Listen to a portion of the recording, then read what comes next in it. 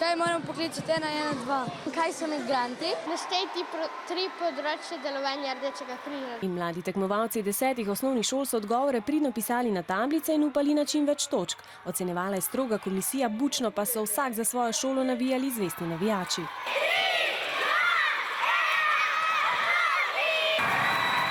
Navijali smo za vsako točko, tudi če niso jo dobili, ampak je bilo zelo zabavno. Smo bili zelo vsi nervozni, kaj bo bilo, in naši sošolci so se res potrudili. Napeto je bilo, super je bilo in srečni smo.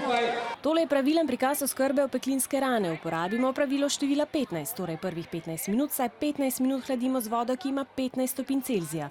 Večina je odgovorila pravilno, saj so se na kviz dobro pripravili. V šoli imamo četrtošolci krožek Rdeči križ in tam se naprej imamo razne igre v Rdečem križu, da se pač naučimo. Smo se učili v šoli, potem smo še malo doma. Jaz se nisem doma. Jaz sem tam v Ljubljani. Jaz pa sem se mučila včeraj. Rdeči križ deluje na Slovenskem od leta 1866, ko je bilo na Kranjskem tedanji Avstro-Ogrski ustanovljeno prvo žensko društvo za pomoč ranjenim in hudobolnim vojakom. Danes je med člani Rdečega križa Slovenije že več kot 23.000 mladih.